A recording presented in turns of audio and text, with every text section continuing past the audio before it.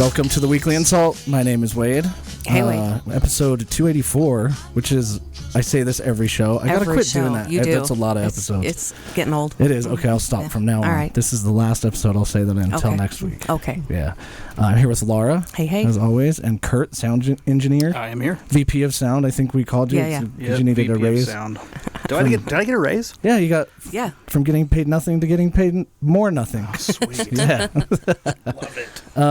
And then we have awesome guests on the show today. I'm super excited and actually kind of nervous. I'm a little nervous too, but very excited. Yeah, you've heard of the company that they work for anyway. From the Humane Society, we have Guinn, who I guess I'll just let you explain your title for the Humane Society. Yeah, so I've been at the Humane Society for, just over 10 years now, and I'm our Director of Marketing and Communications. All right, and we have Amber. Yeah. My name is Amber. I am the Senior Manager of Admissions and Pet Resources. I've been over at the Humane Society for just over 5 years. 5 years? Wow. Okay, yeah, so you've been there for a while. Yeah. Okay. Yeah, we'll start off on a light note, though, because we won't get right into the Humane Society talk. Did you guys see any of that stuff from that hurricane going on in California? Yeah. It's pretty sad. It is sad. I can't imagine. Did you see Vegas? No, I didn't see anything from They had, Vegas. flooding in their tunnels. Oh, geez. Yeah, where all the homeless people live. That's bad. Yeah. That's bad news. Yeah, I hear there's like 1,500 people that live in the tunnels down there. Yeah. It was horrible. They get forced out during when it rains. Yeah. As bad as it was, though, glass is half full because we're getting like really cool weather right now, which is awesome. Cooler it's kind weather, of rainy today. Yeah, I wouldn't call it cool. It's cooler. Cool. Well, yeah, it was 65 when I woke up this morning. That's pretty cool. Yeah. But it's not like cool like the weather's wearing sunglasses. Right, exactly. or anything. But then that did trigger a question in my mind. Like, what happens in an instance like that where you have a disaster event come through a city? I'm sure that, there's tons of animals that get distressed or displaced from something like that. Yeah, we've been really fortunate that we haven't personally had to deal with that, but we've had a lot of colleagues in other cities who obviously have, and, Maui, the recent fires that they've had there have just devastated. And, they're really reliant on other organizations coming in to assist them and help them out. So really it's partnering up with other orgs to try and help you out, who have the rescue teams or, the people who are trained to deal with those types of situations and come in and help wrangle the animals and find placements for them. And, they're actually flying out a bunch of the animals from Maui to other shelters here on the mainland. Oh, really? To help place some of those animals so they have space to house the animals who, have owners but have lost their homes. Oh, wow. So they can try and, keep their pets for them, hold on to them until they can reconnect, reunite with them. So. Yeah, when I was reading on some of the Humane Society's website, I was reading kind of the history page and things like that. I didn't realize that it was founded in 1960, I believe, and then through donations and things like that, you ended up in the location you're at now, which the address is escaping me. I didn't write it down. You know it by heart. 4242 South, 300 West. Yep. Don't worry. But one thing that just caught my attention that was kind of weird is that when you created the area for the bunnies, I didn't know that they were the third most adopted animal. They are? Yeah, we get a lot of bunnies. Amber can attest to that. Lots of baby bunnies. Bunnies doing their thing. Yeah, they do. But I guess that makes sense. But as a kid growing up, it was I always wanted a dog, or a cat.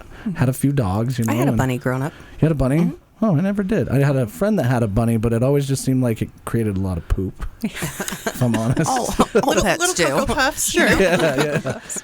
Forbidden Cocoa Puffs. So number one and number two must be dogs and cats. Then, right? Yeah. Dogs and cats, for sure. Dogs are number one. Cats a very close second. Bunnies third. And then we often get a lot of other animals, like guinea pigs are pretty common. We get ferrets, chinchillas, hamsters. Lots of little small mammals. So. Yeah, lots and lots of guinea pigs. Lots of guinea pigs. Yes. That's got to be number 4. I think so. Right? Yeah. So I think that you accept any animal that you legally can, right? Yeah. So in the state of Utah, the way the shelters are set up is municipal shelters. They will take in stray animals, so animals that are picked up off the streets that you find. And you're not sure who the owner is or if they have one. We legally cannot take in stray animals.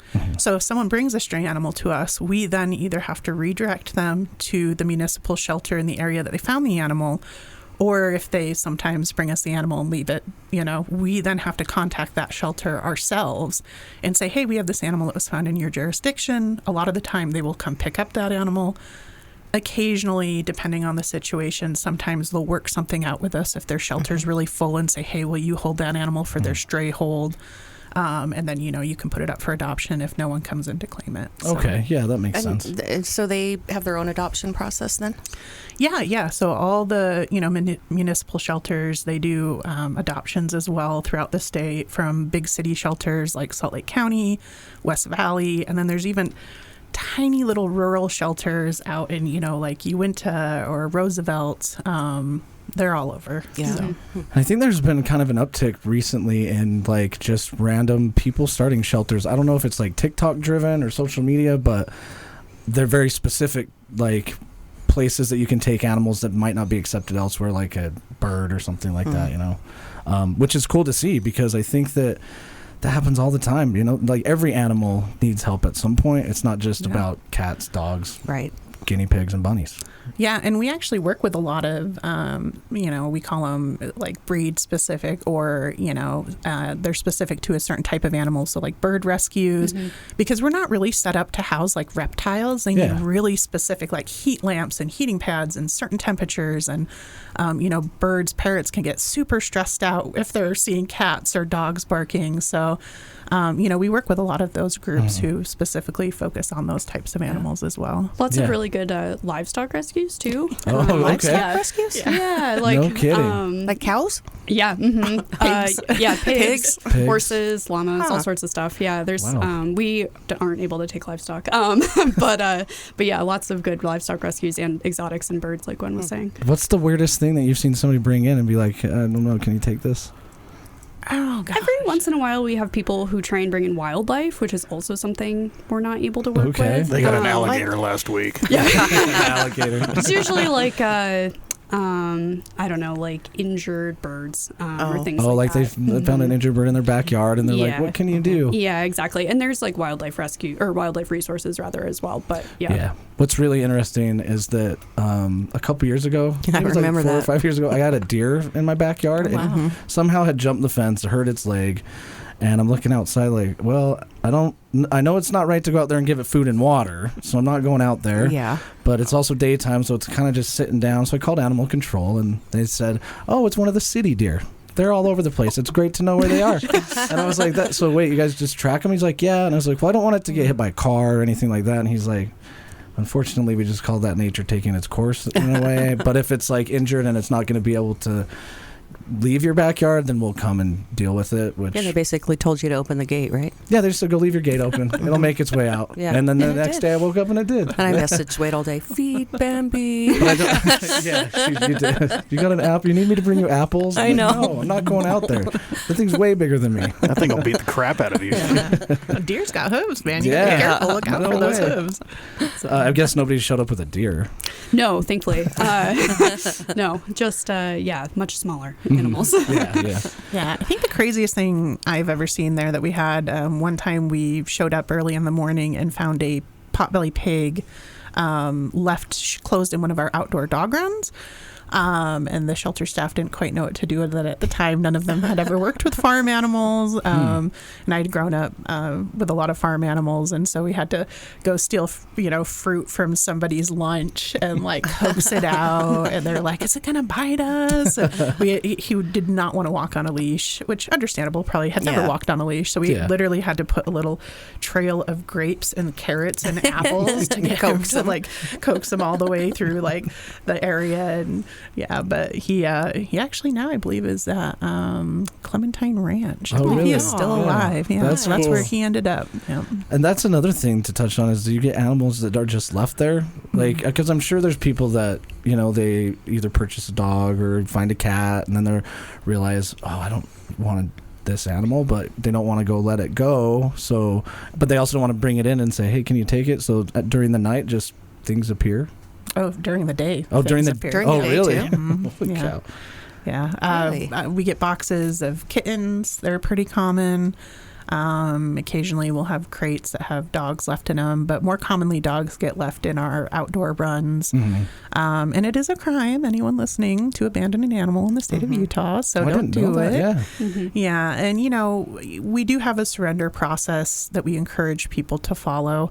Obviously, if there's an emergency, we work with people. We do have surrender fees. Again, we work with people.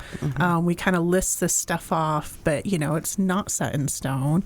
At the end of the day, we ultimately care about the animals and we want their well-being to be taken care of. But I think, unfortunately, sometimes people just find themselves in situations where they might be afraid to ask for that help, or for them, it's just easiest to, or they're embarrassed that. Yeah. And it's like, we'll just put it here and walk away, and someone, and, a lot of people will shame people for doing that, but, they could do worse. They could drop it off in a field in the middle of nowhere, or, tie it up somewhere where it could be left in the hot sun. Yeah, I guess you made a really good point that I never knew of, but I've also never thought of, like giving up an animal, I guess, in that way. But I didn't know it was illegal. And maybe they think, oh, well, it won't be illegal if I drop it off at the Humane Society. And they'll take care of it. They're to take care of it. But it's still just as illegal to drop it off at the Humane Society as it is to put it in a field, right? Yep. Okay. I didn't know that. I didn't either.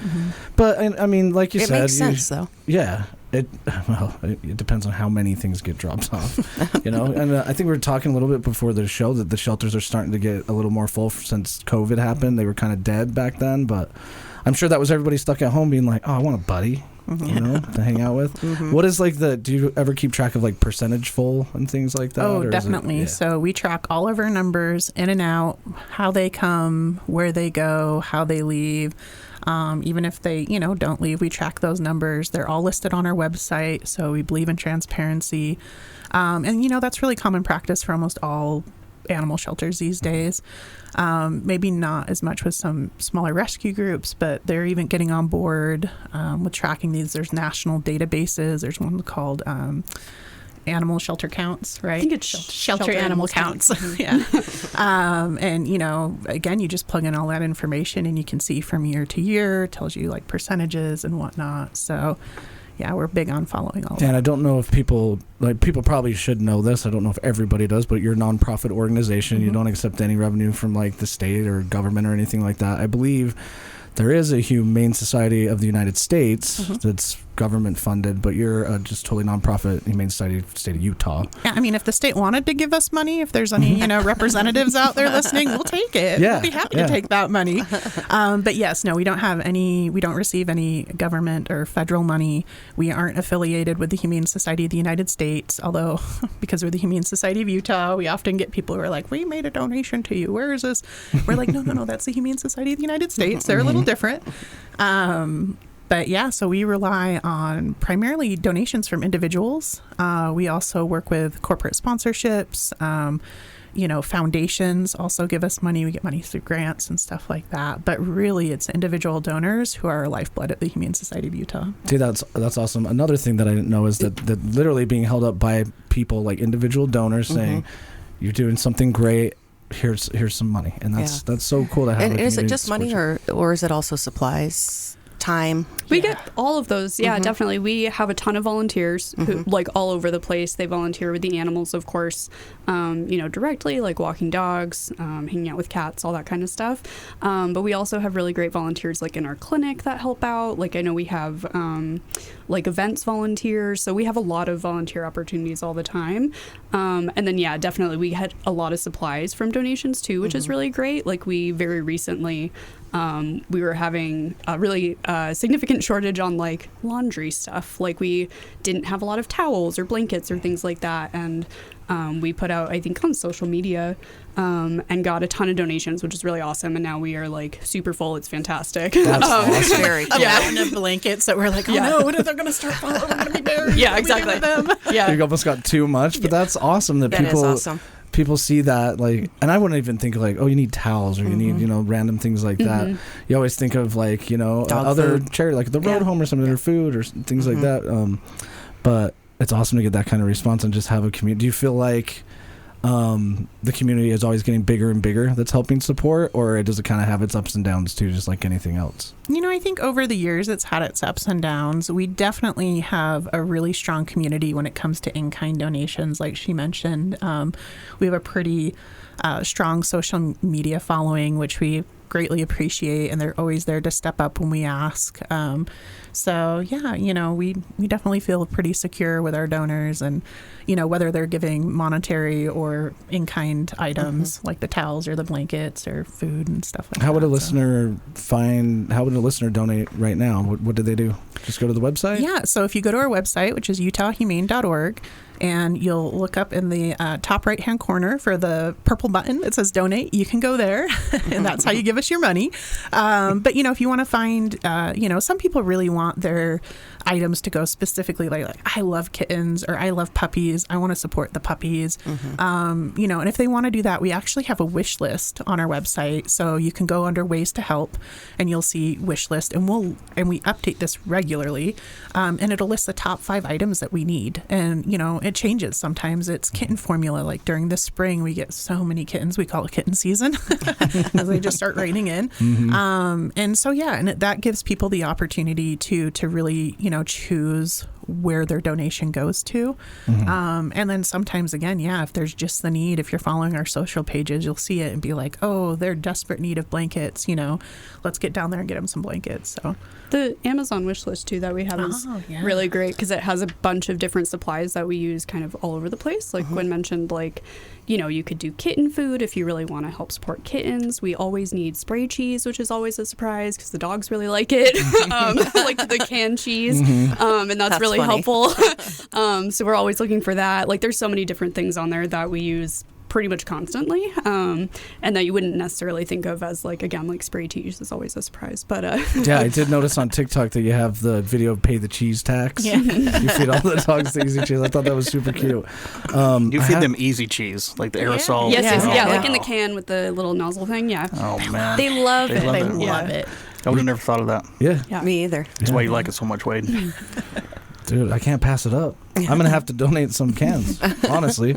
And probably some chicken biscuits, but I don't know if the dogs can eat those. I don't know. Easy cheese and chicken biscuits. I make sandwiches out of it, Yeah. Can I come down and make little cheese sandwiches and eat with the dogs and feed them? They would love that. I bet they would.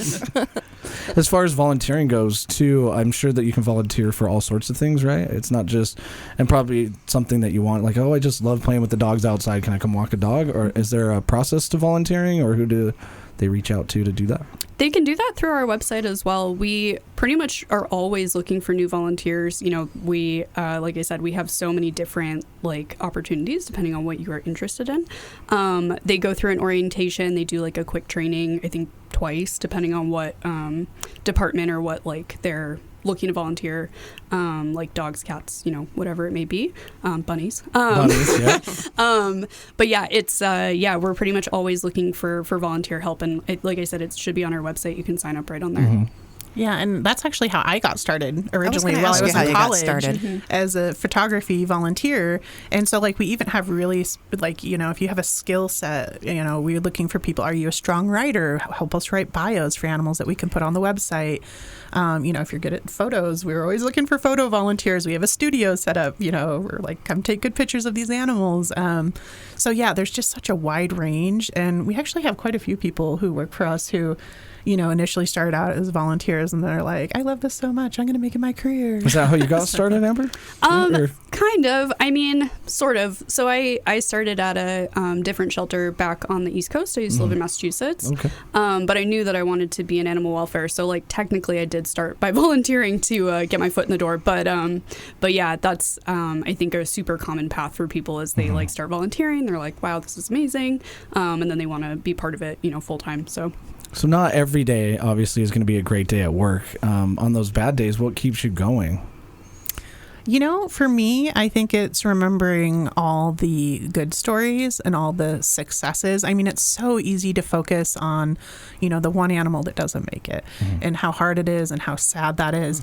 But for every one animal that doesn't make it, I can think of a dozen that have been in a home for 7 or 8 years, and I see updates and photos or videos that their families share with us. And it's that dog or cat is leading an amazing life now.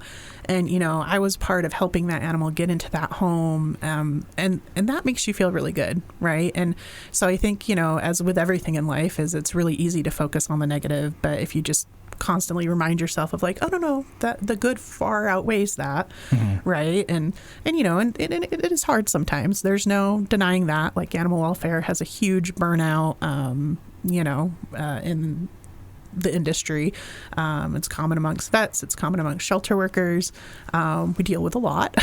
Oh yeah. So, but at the end of the day, it's like I can sit and think of like, okay, there's 3 dogs who I loved that didn't make it, but here's 10,000 that did, right? So yeah, that's a fair point. Yeah. I think also like, for me being in admissions and pet resources, like definitely the animals, obviously, right? Like, I think if you're having a tough day, there's always a few animals that are at the shelter that you can go and hang out with, and you're like, this is so much better. But yeah, definitely also along with like all the really great animal success stories, there's so many great like people success stories, right? Like, our pet resources department is super focused on like, how do we help people keep their animals if we're able to do that? And there's just so many great opportunities where we've been able to help people, not have to rehome or not have to surrender with something that we can help them with and support them through something. So that's always really great too. You offer rehoming services. I saw that on your website. So we do. How does that work? Yeah. So, our thing is kind of a lot of animals don't have to come through the shelter, right? Like they don't need shelter services. So how do we keep our services available for animals that really do need us, right? So rehoming, basically directly from your home into somebody else's home, you can kind of talk to that person, you can screen people, you can find a really good fit for your pet. So for us, you basically just fill out like a little application, you post your animal on our site, and then people contact you directly. Oh, okay. And so that is a really like a really great way to do that. Animals don't have to come into the shelter, which is kind of stressful. And then, like I said, you can have a lot more direct control over like finding a really good fit, and it's that like works out really well. Classifieds. Exactly. That's awesome. Yeah. And then also I think that gives kind of a better sense to the owner, the current owner. Okay, I know that they're going to somebody great. And I'm sure this happens, but do you have a story of an animal being adopted and then the owner brings it back so you can be like, hey, look how happy they are? Does that happen a lot? Yeah, I've actually had that with like foster puppies that I've raised, and yeah, it's just great to see when you're like, oh my gosh, this puppy came into us in a cardboard box, and here they are 9 months later, and these people absolutely adore and love them, and so probably a lot of happy tears at work sometimes. You're like, oh my gosh. We always get really cute emails too with like pictures and videos, and they're like, look how great they are. Oh, that's awesome. That is cool. I bet that's like such a good feeling. You're like, this is why I'm doing this. And I don't know who does your bios, but they are pretty awesome. They are hilarious. Yeah. I was reading some of them. I mean, Kurt, we actually tried pretty hard to set up a dog to come tonight. It's all good. But they obviously the weekends. I think we talked a little bit. You talked with Laura. The weekends are usually pretty busy. Some people are off of work, and then but it's always rotating. We'll find one for you. We have lots of dogs. My eyes. I got my eyes on Yeah, he had so Kurt's kind of backstory is he had a border collie that he got as a puppy through like a really weird way. I don't know if you want to expand on that or not. Well, it was somebody that had him before, and she had dropped him off to me and a roommate that I was living with at the time. She's like, hey, can you watch my little dog? We're like, yeah, of course. When will you be back? She's like, I'll be back in a week or two. I'm just going to California. I'll be back. She never came back. Well, she did like 8 months later when the dog has now twice the size and trained. And she's like, I'm here for my dog. We're like, it's not your dog anymore. You're like, it's mine. Yeah. So I took him when I moved out because my roommate at the time, he had a Labrador. And so he was a border collie. So I took the border collie. He kept the Labrador, and I had him for 16 years. Oh, that's a great age. That's when a pet is not a pet anymore. Right. It's just another member of your family. You treat him just like he would be your child. And I did. Your partner in crime. Yeah. And when people get pets, they should remember that that's part of your family at that point. Yeah, it really is. But it's also a big commitment. I think that a lot of people sometimes think, oh, I want a Great Dane or something, and then they're like, oh, I didn't realize that it's like the size of a mini horse. Yeah. And I think a lot of people want mini horses too. I don't know if that's a great idea for everybody. Yeah. I don't goats. personally have a dog. I've had a dog when I'm growing up and everything, and I got one when I went into college, which it was a Norwich Terrier, and I paid way too much for it. And I was in college and working, and I just couldn't give it the time, so I ended up giving it to my next door neighbor, and he lived his whole life. I saw him, 15 years after I gave it to him. He's like, come over and say hi to Baxter, and went over there, and I'm like, hey, he still remembered me, and I'm like crying. I'm like, I didn't think he was gonna remember me. And then he of course passed away. But even it's like one of those things that I think a pet makes such a big impact on a person or a family that it I'm getting to the point where I'm almost ready to get one again, but I'm like, I don't know. It's a huge commitment. It is. You want my always mom's volunteer. little dog? I do want your mom. What kind of breed is your mom's dog? It's a Yorkshire Shih Tzu, I think. Yeah, she's got so much energy that when you show up and you just like, you're not even out of the car yet, she's already kind of peeing. Oh yeah. They get so excited, and then his mom's just like, oh, she does this all the time when people come over. Yeah, pisses all over the place. But she's so cute, little dog. Yeah, she's a terrorist, a Yorkshire terrorist. That's what I like to call her. She has an unlimited amount of energy, which it always amazes me with those little dogs. Yeah. And that was another reason why I got rid of Baxter, because I'm like, I can't keep up with you, dude.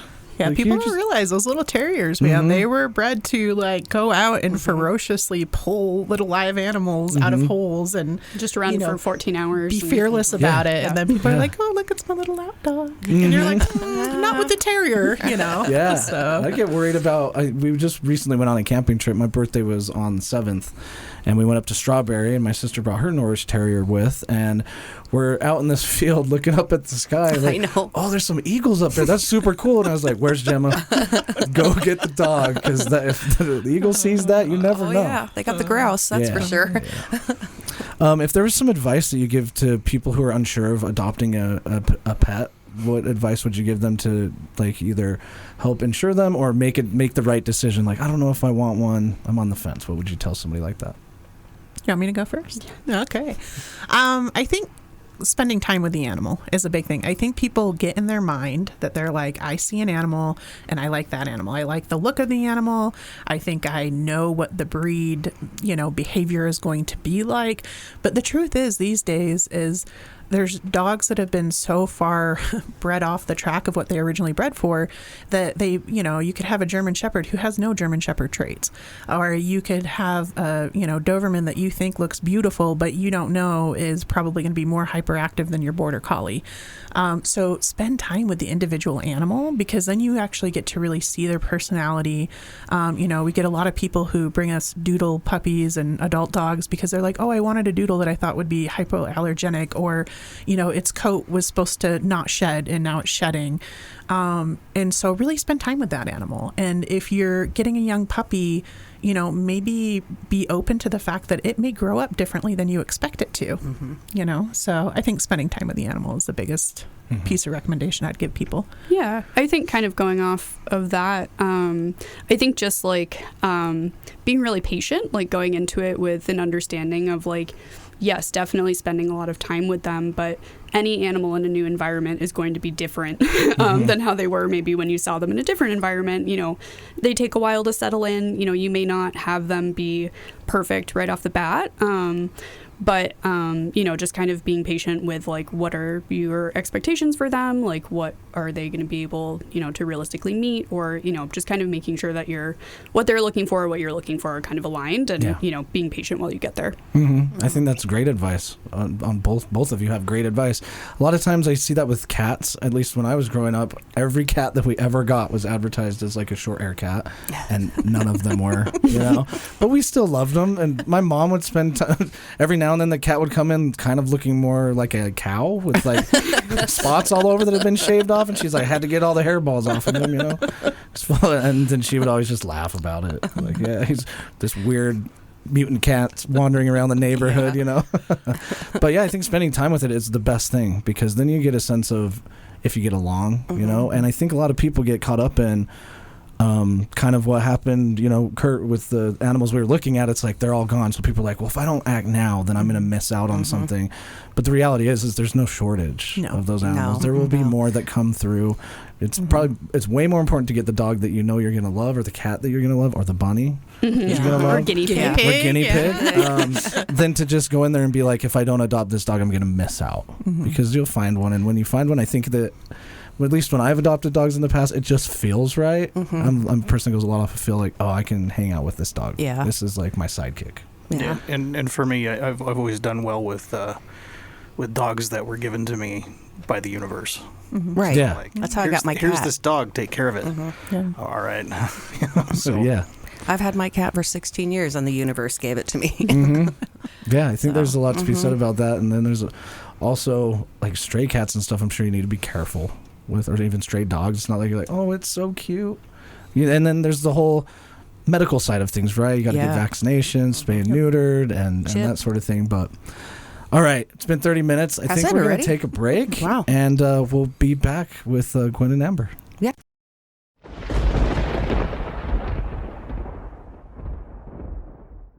And we're back.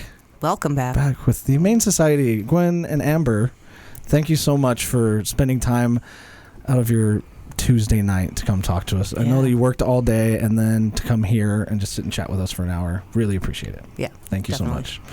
I'm going to just go right to Kurt, I think. Kurt's Corner? Kurt's Corner. Do the jingle. Come on. Okay. That was the jingle. That was. We didn't do it as fancy, though. Yeah. Ready? Let's Kurt's redo. Corner. Kurt's Corner. Kurt's Corner. Boy, I Kurt's think Corner. we need to end this little bit. All right. So, Kurt's Corner. Found some information online. It's kind of dumb, but and with the Humane Society here being here, I thought I'd bring this up. You guys might already know about this, but I know that Wade and Laura probably don't. But there's a couple of guys in Japan.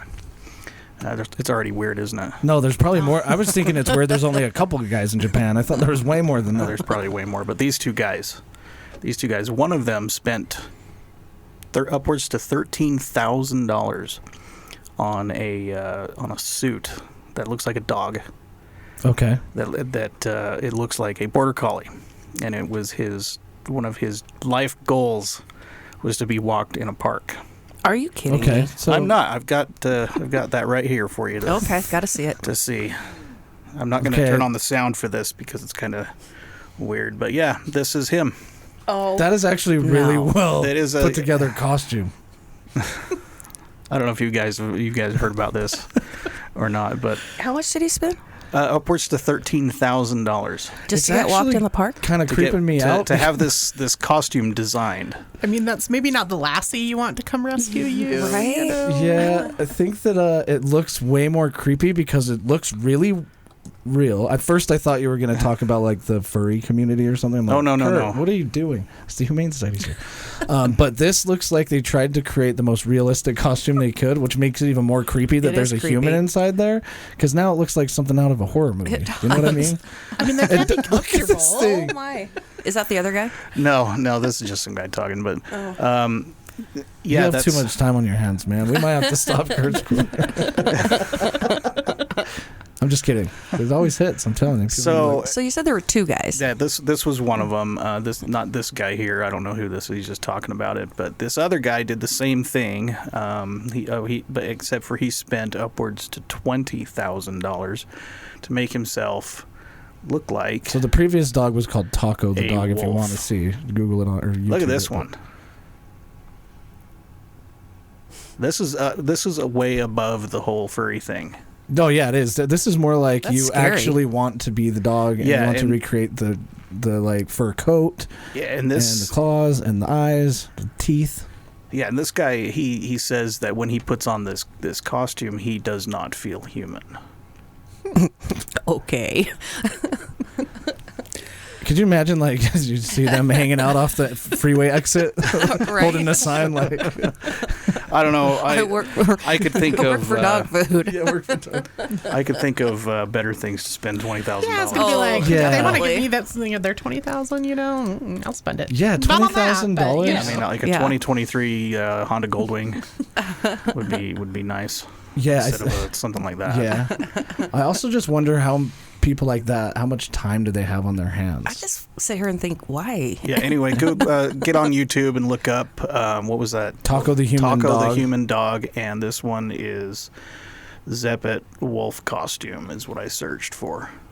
Well, you'll find it. They're living their best lives. Yeah. You That's know? insane. You know, they I are. guess- Whatever makes you happy. Yeah, I Go suppose. for it. I spent a lot of time on the internet and never come across anything like Either. that. So is that You does know, that mark the end of Kurt's Corner? No. No. I think it needs to go Apparently, another he's on a different side of TikTok than the rest of us. But no, week. Yeah. we're not ending Kurt's Corner. All I find it right. very interesting. Yeah, where your people, brain and you know goes. what? The listeners really do, just because I think it. I think we've talked about this off the show, Yeah, but it's we have. awesome because it's so random, Hmm. and that was random and still on topic. I never thought a million years that I was going to see somebody try to actually be A dog. like a wolf. You know, he's Oh, like, yeah. dude, I am a wolf. I am a wolf. And that other guy, he's like, he doesn't do it every day. Taco's He's creepy. like, I don't Taco's like just creepy. Yeah, he doesn't do it every day. He's he like- says he puts that thing on like once a week. Well, It's what? too much for me. I don't think I- I'd put it on once a month. Not for Why? $20,000. I'm not wearing that thing out. You get it too dirty. Take it to the dry cleaner. How weird would that? You'd feel weird going everywhere with that. Take it to the dry. Hey, can you Clean clean this? my dog costume? The dry cleaner's like, what? Okay, well, that was interesting. Yeah, that's why we do it. Yep. Obviously, you know, we've talked a lot about you two and the Humane Society and things like that. But you have other things that you enjoy outside of work, I imagine. What are some of those things? Well, dogs. No, just Dogs. I know that you wrote a book. Yeah. So Shelter Dogs in a Photo Booth. Mhm. It came out a handful of years ago, and it actually was shelter dogs in a way that I had started photographing them at the Humane Society as a volunteer. It had gone viral, got a bunch of attention. I helped a bunch of other animal shelters how to set up photography programs in their shelters to, you know, shine a better light on the animals, basically. And, you know, there's a long time where shelters were taking these photos of dogs that are like behind bars, or they like look terrified, or it was Yeah. like, you know, this blur of fur moving, and you're like, is that an animal? Like, who's going to adopt that? Is that a black cat or just creepy glowing eyes, you know? So I did that. I'm quite into photography. That's a big hobby of mine, but it usually revolves around dogs. Yeah. So, so that, and I like to get out with my dogs, do a fair amount of hiking. So that's what I I like love to do in my hiking. spare time. Yeah, I like Especially being in Utah, how can you not, Yeah. right? Yeah, Gets yeah. a little crowded sometimes, but Yeah, just got to go early, you know, beat the Yeah. crowds or go off the beaten path, you know. Hiking with the dogs is so much fun too. It's like yeah. I prefer it if at all possible. So it's a lot of fun to have the dog out there. They're loving it. You're loving yeah. it. So fun. Mhm. Yeah, there's a lot of places in just around here that you can take dogs to. A lot of places you can't. You just have to be careful to look for that. Yeah, it's pretty much just Big and Little Cottonwood Canyon that you can't Yeah. take your dogs in, but you got Mill Creek, you got Neffs, you got, you know, all Farmington, Centerville, those canyons up north, and really even just Provo and American Fork Canyon, you can take your dogs in, and, you know, just pay attention to the leash laws. We always encourage people, you know, respect the laws. That's what allows us to take our dogs into these places. Utahns are very big on not following leash laws. Yeah. And it runs into problems. And there's actually a really scary story that came out this morning. It happened this past weekend where some people were hiking up at Mount Timpanogos, and their dogs would not leave the mountain goats alone. And their dog got pushed off a cliff by the mountain goat because Oh, of geez. the mama goat Oh, wow. protecting the baby, and the dog did not live. And then they said that was actually the third dog killed up there in 3 weeks. Really? Wow. And, you know, and it's like, I know we want to let our dogs off leash and enjoy life and the best life, but here's the thing. If you know, your dog's mostly in the city and going around or goes to dog parks off leash, and you head up into the mountains, and if your dog's never seen wildlife, you know, chances are they're going to be like, oh my gosh, that's so fun. And whether it was that dog's intention to harm the, you know, baby mountain goats or not, Yeah. it clearly could care less what its human was telling it to do. Right. Right. And, you know, and at the end of the day, dogs are animals. You know, they have the mental capacity of toddlers. So, you know, to try and redirect them or, you know, get back over here. And obviously they're going to get to areas up in the mountains that we can't get to or Sure. easily. Mm-hmm. So, yeah, just, you know, respect that. Put them on a leash. There's Yeah. long lines, stuff I've like noticed that. We that always hike with too. the long line. Yeah, like I don't mind dogs being off leash, but a lot of times you have to trust the owner to know, like, okay, you know, they seem like they're okay with my dog being off leash, but a lot of times the other people don't know, you know, so I think it's just safer to have it on a leash and not running around and run up to people, because some people are really scared of that. They are, Yeah. Or, you know, if you are off leash and you see someone coming up, just call your dog over and have them hang out with you until you pass the people, you know. And the hard thing is it's like you can ruin an experience for a dog. All it takes is one time of them getting attacked, and then they're like, oh, I'm not good with this. You know, I have a really cute bully breed, and I worked really hard on raising him right around other dogs, and he was super social and great. And last year we were up in the Uintas, and we got attacked by a big guardian breed dog. And, you know, it's terrifying and scary. And now he sees big white dogs and is like, you know, he's like, come at me. And you know, and that's a bummer, because then people are like, oh, look at that pit bull. Oh, gosh, it's, you know, he's being, that's an aggressive dog. And it's like, well, he was really great until this other dog did this. Right. You know? Yeah. And, you know, and I keep him on leash and we can redirect and go around. And, you know, we go on these group dog hikes all the time, and he does great in groups. But, you know, it's just, you're like, oh, thanks, person. It was just that one person who, you know, and ironically, those people had a Chihuahua on leash, but not their big dog. And I was like, I'd rather have your little Chihuahua come at me than this, like, 100-pound dog, you know? So, but yeah, you just, you know, respect people and their space. And not every other dog wants to meet your dog, you know? Like, so... And how much do you think could be solved by that, by proper like training or education for both the owner and the dog? Yeah, a lot. A lot of it, yeah. And the Humane Society offers education programs, right? You can sign up for, or that people can? Yeah, so we have a couple of different forms of education. We have our Humane Education Program, which focuses primarily on teaching children, you know, how to properly care for animals. And it starts out from really young kids to high school kids. And obviously we change the curriculum as we go up, and the importance of spaying and neutering and doing all this other stuff. And then we also have a team of certified dog trainers who work for us as well. And they provide resources for people who call in and maybe have an issue with an animal that they're running into, or they said, oh, I'm at my wit's end with this dog. They're doing this. I need to surrender it. And we say, oh, wait, can we help you and provide you with these, you know, some training plans to help you maybe work this out and keep your dog. And then also the same, you know, we get a lot of dogs who come to us who we have no idea about their history, right? And we're like, you know, we're like, you know, they seem to get along great with other dogs at our shelter, or they're friendly with people. And then they get them home and they're like, oh, they shredded our blinds. Yeah. We can't do this. They're My screaming couch. at the top of their lungs. What do we do? And so they'll, you know, we're happy to email, phone call, you know, because again, we want to set people up for success. You know, we understand that taking in an animal is a big commitment, but we don't want to drive you crazy. You know, we want you to be happy as well. So we do our best to set people up for success, and the animals as well. So I think a lot of that maybe goes into like doing fostering too, because then it's like, well, I mean, fostering, you're more just taking care of the dog until it finds its home. But are there a lot of people that do that? It sounds like you've done that in the past. Have you done that as well, Amber? Yeah, we have a really great foster program through the Humane Society. So ours is really focused on like animals that are needing to recover from something, like they might just have like a kennel cough or something like that, or like maybe they had like an orthopedic surgery, or like something more serious that's like 6-week recovery, you know, something like that. So we have fosters for dogs, cats, bunnies, guinea pigs. Guinea pigs. I love that the bunnies is the joke. You know, so we have a lot of people who foster, which is really great because, you know, as you can probably imagine, if you're recovering from something, it's nicer to do it at somebody's house than have to do that in the shelter. So yeah, that makes sense. And then we had mentioned, I don't know a great way to segue into it, but you offer a lot of other things too the general public might not be aware of. What are some of those items? Yeah, so we have our retention program, which I'm actually going to let Amber talk about because she manages that program and oversees it. And, you know, it's not one that people are really familiar with, and it's kind of newer to animal welfare. And, you know, we're really trying to help grow this program and get the word out about it because, you know, at the end of the day, it's a really great program. So yeah, we have a few different things like we kind of talked about before. So like the private rehoming is part of our pet resources. Right. We have lots of different options as far as like we've kind of gone through and compiled a list of like vets in the area, some that are on the lower cost side, maybe some funding resources for vet care, stuff like that.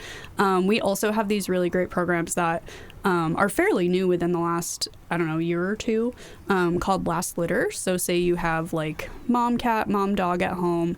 you have a litter, so puppies or kittens under 5 months, and you're like, hey, I actually don't want to do this again. Maybe this was not on purpose, and you want to get mom spayed, and you're wanting help with rehoming puppies or kittens. We have a great program that, we will have you bring the puppies or kittens to us for rehoming. We'll get mom spayed, vaccinated, microchipped, for a really low cost, which is great. So That is great.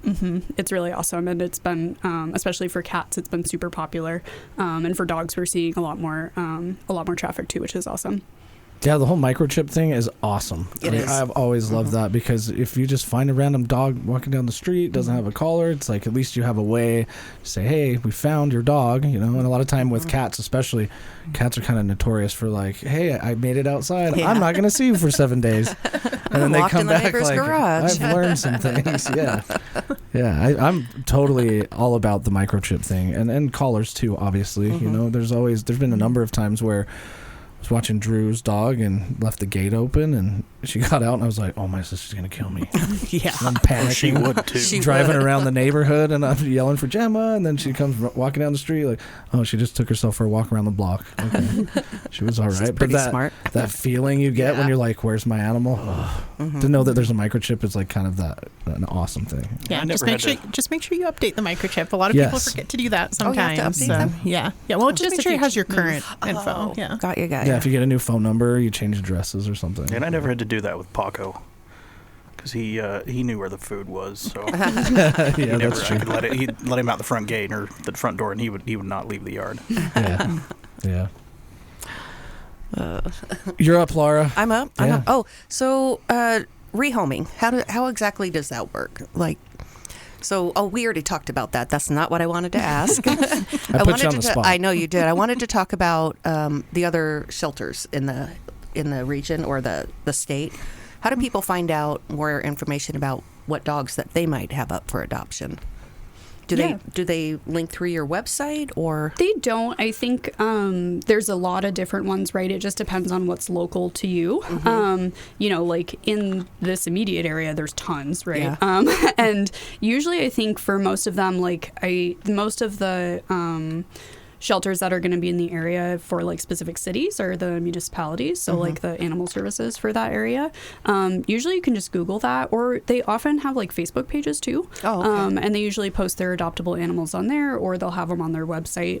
But yeah, there's lots of animals that definitely all over the state, kind of like what Guinn was talking about earlier.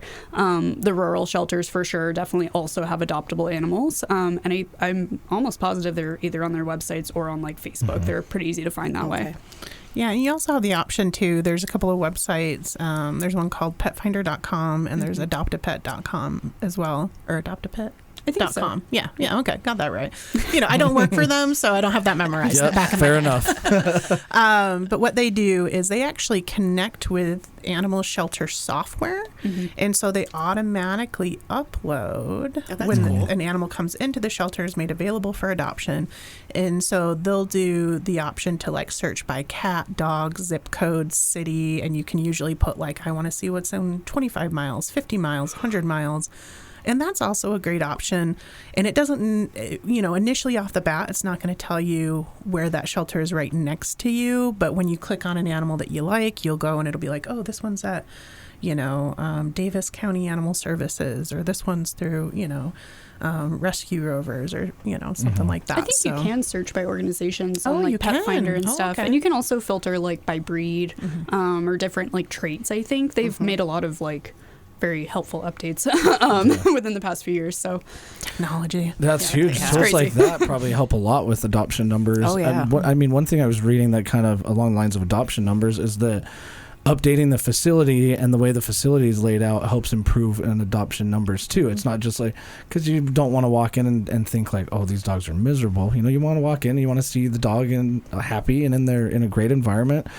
That just kind of blew my mind. Is there any other like connections that you've come across over the year where you're like, I had no idea that was going to help boost adoption numbers? Well, I think like Guinn already kind of talked about, but like the pictures and stuff are definitely really important, right? Like especially if you're looking on like the website or Pet Finder, Facebook or whatever. Definitely like the bios help, of course, but like your first connection to that animal is like, oh my gosh, what a cute pet. Like, so yeah, definitely having really great pictures. Obviously, I'm not the expert on that, but but yeah, that always helps. So we always get really like very cute photos of the animals that I'm we sure have. that like TikTok makes a huge difference because you just get a short introduction. Yeah, any videos are great too. I mean, social media has been such a huge help. Any kind of marketing, right? I mean, at the end of the day, we're competing, finding these animals homes with these big like online retail, you know, we call them puppy mills. A lot of people don't realize, they're like, oh, it's a puppy store. And you're like, no, it's a puppy mill. Don't kid yourself. That's not, they're not really running in the grass on the white picket fence. That's just good marketing. But you know, they have a lot of money. They're utilizing all the technology. They're using like SEO and all these search engines to, you know, really push their stuff forward. So unfortunately, animal shelters do really need to compete with that. So we do have to keep up with the marketing aspect of it, and you know, the great bios and the photos, and you know, luckily we got a big crowd behind us. So when we put stuff on social and be like, oh, help us find this animal a home, share it with your friends, you know, they do a real big push. But yeah, anytime you can make that connection, and you know, maybe it's sometimes drawing on pop culture or somewhere where you could be like, oh, they really love this song, let's put it with this, you know, animal. And you know, any way we can get people drawn in, we'll try it. And you offer some amount of veterinary services, right? Yeah, so all the animals like that are being adopted from us, or I guess I shouldn't say all, but dogs, cats, rabbits are all spayed and neutered before they leave. They're all up to date on vaccines, and then they all get microchips. If they do have any like medical concerns, those are addressed before they leave. You know, so it's not something where you know, you're taking on an animal that also has some pretty large medical needs that you need to address right up front. You know, it may be something where they're recovering from something and they may have kind of like a plan for that, but those things have kind of already been handled. Yeah, that's awesome. It is awesome, yeah. And then we also offer for the community, we have a low-cost spay and neuter clinic that we actually opened in 1972, so it's been around for a very long time. But, you know, it is basically a clinic where we're not making profit off of it. So it's come in, we're trying to serve, you know, the community who maybe are having a little bit of a harder time getting into some of the expensive vets, you know, and no, you know, no shade at the vets. They got to make money too, right? But we're offering spay and neuter services. We're offering vaccines. That's a really big one. Microchips. We also do deworming, heartworm protection preventative. There we go. That's what I was looking for. Clearly, I'm not the veterinarian. But, you know, and we don't, so you can, it's a walk-in clinic. Where's it at? It's at our location in Murray. Oh, okay. So it's attached to our big building. And the spay and neuter, obviously that has to be scheduled and planned out. We can't do that in a walk-in service. Right. And it fills up quick. So you got to really pay attention to get into that. But, you know, the vaccines and all the other services, it's walk-in. So during the open hours, there's no exam fee. There's no office fee. The price that's listed. So it really is a lot more affordable. And then we recently also started a SNP program, which is to help people who are struggling even more financially. So if you are receiving, you know, some sort of assistance, like if you're already on food stamps or you're a veteran, you can receive an even further discount through this program and receive those same services. That is really awesome. So, and, you know, we're seeing a lot of seniors come in through that program. And, you know, it's just a way that we're always trying to help the community and, you know, and also keep the pets, the herd health of the community healthy too, right? Yeah. So one thing that I was thinking of while you're talking about that is paying for those things. One thing I've seen more recently than I think my entire life is pet insurance. So now you can, through like my employer, I can get pet insurance. And I'm not sure do you guys ever deal with pet insurance, or is it more of like the person is dealing with like their insurance agent in that sense? Or is So- it more like traditional healthcare, you know? So our clinic doesn't take the pet insurance. Okay. And basically that just comes down to a lot of those insurance, a lot of the pet insurance don't cover like the preventative stuff, which is what we call our clinic. It's preventative Yeah. clinic. So unfortunately, if you're in an emergency or something happens, we can't help you with that. Maybe one day we'd like to get there where we can offer that. But so unfortunately we don't do that. But Okay. for like our microchip, it's what, $35? I think it's $30, 35, 30 or 35. Well, and I think what you mentioned is important too, is you're not doing it to make profit off of that stuff. The clinic's there to just it's kind of like planning to make your guys' future easier anyway. If the more healthy animals you have out there, the better off everybody will be. Yeah. Exactly. Right. Yeah. And we list all of our prices on our website too. So there's no secrets. You see exactly what's listed. You're going in. And again, there's no hidden, you're not going to be like, oh, well, what is that exam fee? Or what is this? Do I have to pay this like bottle fee for the prescription? Right. Nope. There was one thing that we mentioned on break too, that I think you have some kind of program to help if you're a homeless person or and you have a pet. That's all I remember from it. You'll have to pick up from there. Well, so one of the things, through our pet retention program that we've been working on is, working with some of the homeless shelters in the area, and we're providing supplies, taking them and working with them. So a lot of food. And actually, this is another big thing that people don't realize that we do is last year we gave out over 150,000 pounds Wow. of animal food. Wow. And this was to not only, human resource centers. Sorry, got that one wrong. But also to other rescue groups and other animal shelters. We've driven vanfuls of food to some of the reservations, and so just really trying to get out there and help people in any way that we can. And again, it's, I think for a long time people thought that pet ownership only belonged to people, who could provide the absolute best. And, it's easy to judge when you're like, oh, should that person really have an animal? But at the end of the day, that animal's not in the shelter. And you know what? Hey, if they're spending 24/7 with their person, that's more time than I'm spending with my dogs. Exactly. Yeah. And a lot of times, we see people who come in who can't afford something, but their animal's really well cared for. We don't want to take that animal away from them. Yeah. Right. We're already full. And we have animals that actually need our help, right? So if we can give them, a harness and collar or some other sort of service like that, or make sure their animal's vaccinated so they can get, into the shelter, we'll do that. Yeah. That's awesome. Well, thank you so much for joining us on the show today. Yeah. It's awesome. I learned a lot ton. too. Because growing up, I always knew about Utah, the Humane Society of Utah, and it's where we took our cats and our dogs and stuff. But I had no idea all the other stuff behind the scenes, Well, like the food and... Yeah, and I talked about it on break. I adopted my pit bull just as a little puppy from the shelter, and had that dog for 16 years. And the wonderful services that you provided helped me make that decision, and helped with euthanasia services. And it was just very kind. I got to stay in the room for a very long time. Saying goodbye. So I just, I don't know if people know that you do that as well. So. Yeah, that is one of the services. Yeah. Is there any events coming up that you want to shout out or? Yeah, so on October 8th, we have Barktoberfest, which will be at our shelter. That's awesome. And basically for $5 tickets, we're going to have a whole bunch of fun things, a beer garden, potentially a straw maze for dogs. How fun. It'll just be a fun Chaz, event. line that up. Right? So just a fun event for people to do with their dogs. That's going to be Halloween themed / fall themed, pet costume contest, all that good stuff. That sounds like a blast. It does. And all the funds raised come back to care for the animals that are in our That's care. awesome. That is awesome. Yeah. Do you have anything else? I don't. think I'm Do you good. guys Yeah, want- Yeah, I think nothing we else? covered it. All right. Well, this has been your weekly insult.